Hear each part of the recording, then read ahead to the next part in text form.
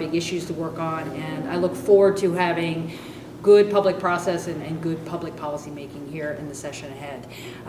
We have, as many of you heard me say, there are 4 top priorities that the Governor, the Senate President, and I have identified. Those are schools, it's climate, it's housing, and it's healthcare. We are pleased with the progress that the Joint Committee on Student Success has been making to work on our issues of funding our schools in a sustainable fashion. Next week, they will be having their first committee hearing of the legislative session. The session committee will be meeting to talk about their activities from last year. They're going to have a report talking about their activities and their preliminary recommendations.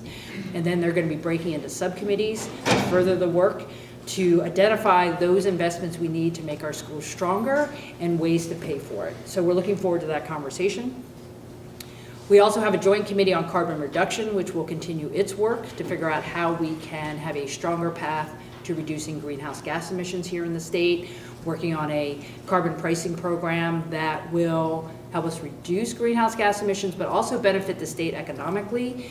We're really focused on making sure that a program like that will benefit all parts of the state to help us adapt to climate change, as well as move towards a cleaner energy future. So we're very pleased with the progress there, and there'll be a bill, at least a straw proposal out early February from that committee to get us further on in that conversation.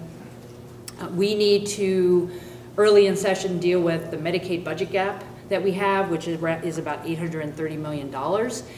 We had a 2-year fix. There was a lot of conversation last year about what to do. Voters obviously agreed with us when Measure 101 was passed that maintaining Medicaid is important, that the mechanisms we had come up with to do that were good.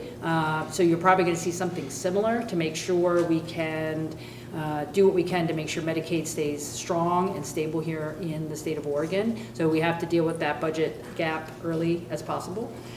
And housing, personal priority for me, but also one for the state. We have a housing crisis all around the state. We need multiple tools to deal with that, whether that's funding assistance for communities, helping communities build more housing, also working on tenant protections for folks in a volatile rental market, making sure that they have some stability and predictability going forward, and also making sure we have more housing choices in our community, making sure that we have more diversity in our types of home options and building more units so we can actually get ahead of the housing crisis. So housing will be a large issue for us in the session. And last but not least, I spoke a lot about this on opening day, talking about improving the culture here in the Capitol as it comes to making sure we have a safe and supportive workplace. The Joint Committee on Capitol Culture has been formed. They're starting their work next week, taking up the recommendations of the Oregon Law Commission, and pleased that our caucus leaders will be co-chairing that committee. I will be making a change to the committee to make sure it's 3 Democrats and 3 Republicans before they get started with their work. That will happen either today or probably Tuesday, and they will be ready to go. We need to make progress here in the Capitol.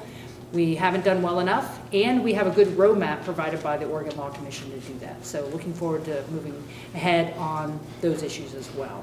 And with that, I will pass it off to Majority. Yes.